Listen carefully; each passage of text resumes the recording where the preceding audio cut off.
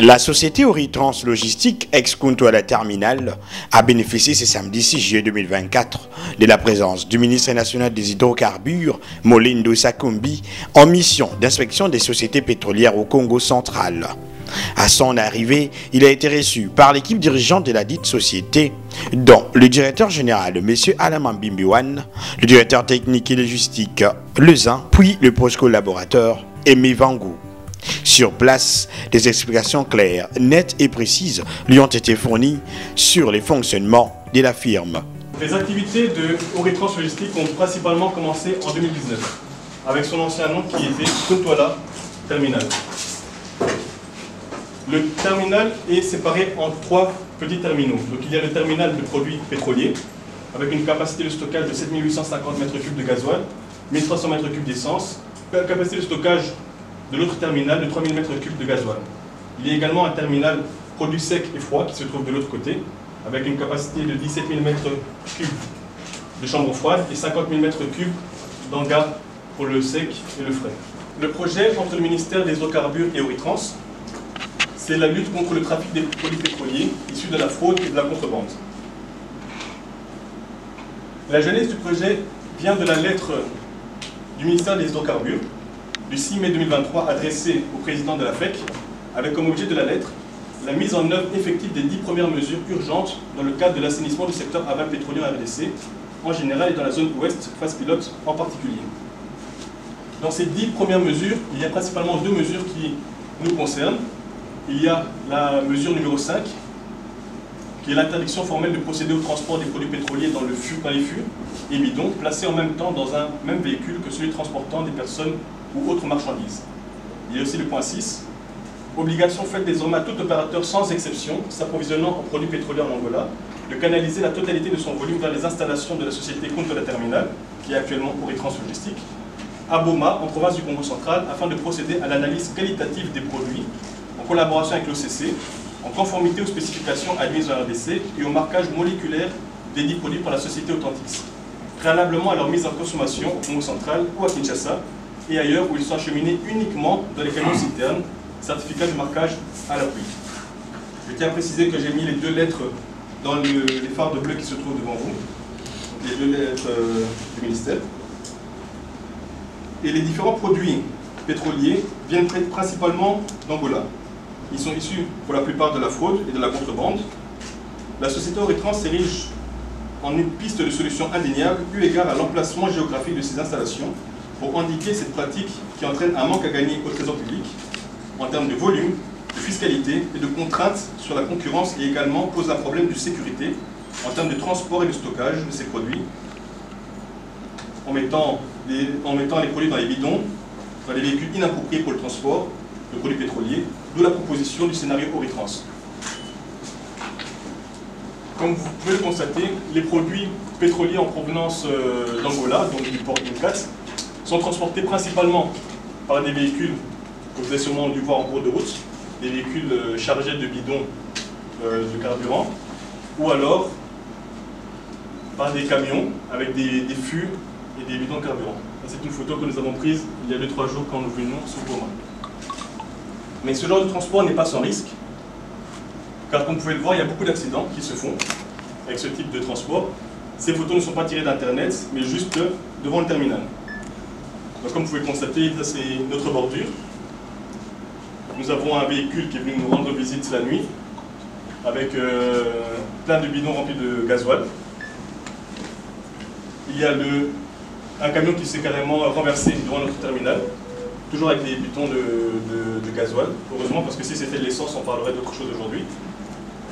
Et c'est principalement à cause de la surcharge des produits et de la perte du contrôle du véhicule. Il y a de temps en temps quelques citernes qui respectent les normes, mais la quasi-totalité des transports se font de cette manière. On peut en voir une dizaine par jour devant le terminal. Au niveau du circuit logistique, donc, le produit qui arrive à Incat, principalement, serait acheminé par camion-citerne et non par véhicule, par camion-citerne jusqu'au terminal pétrolier Oritrans. Une fois que ça arrive au terminal pétrolier, il y aura le stockage de produits qui se fera chez nous, le traitement du produit pour donc les rendre conformes aux normes et spécifications des produits pétroliers requis en RDC. Parce que le produit angolais, il y a souvent beaucoup d'eau, il y a souvent beaucoup de saleté, il y a d'autres champignons qui sont aussi au niveau du carburant. S'en est suivi la visite guidée de quelques installations de l'entreprise partant du laboratoire au queue.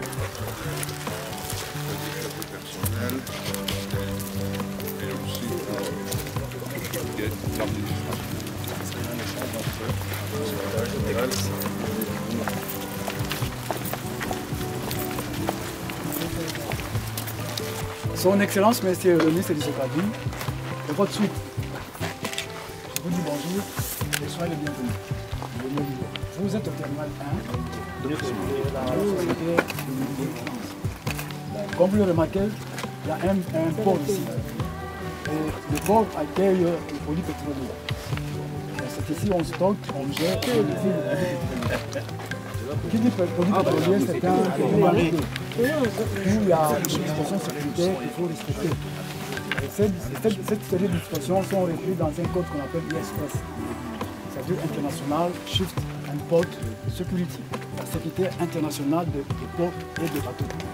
C'est comme ça qu'avant que vous y entrez, il y a des consignes qu'il faut respecter. Entre autres, le port de ce pays, ce que vous avez, les casques que vous avez sur les gilets, ce sont les équipements de protection personnelle. En dehors de ça, il y a une autre série de dispositions sécuritaires. Entre autres, personne ne peut y entrer, c'est une zone d'accès restreint. Il faut filtrer les entrées, on n'entre pas n'importe comment. Parce que la personne qui entre ne porte pas sur lui les effets qui peuvent produire le feu. Entre autres, le briquet, la cigarette, les chaussures qui sont clouées. Et ici, il est interdit de filmer, de prendre des images. Bon, alors, pour ne pas être long, je vous prie à ce sujet de passer qu'un passe pour l'industrie parce qu'il faut que vous vous identifiez. On peut laisser quelqu'un qui va... Mais décharger le protocole par exemple pour rester nous donner la composition de l'équipe. Exceptionnellement, on va rentrer avec les caméramans aussi. C'est de manière exceptionnelle. On vous autorise alors. Merci.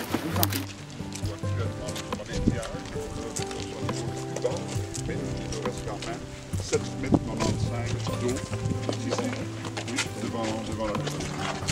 Ça c'est notre barque motorisée dont j'ai remplacé. Et elle peut conduire un total de 1000 m3 de carburant. Elle peut aller jusqu'à Matami et de l'autre côté, elle peut aller jusqu'à Soyo en Angola. Ce n'est pas une barque pour aller dans l'océan, mais traverser le fleuve.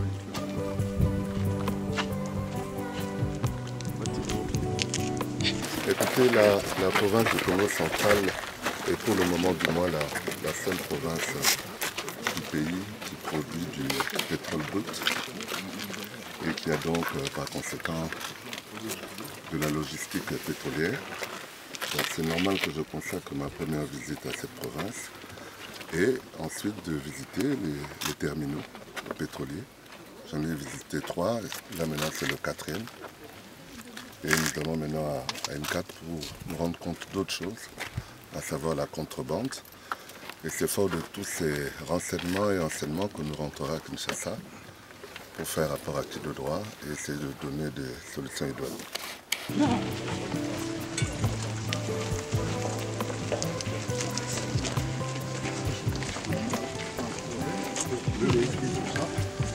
Et il y a notre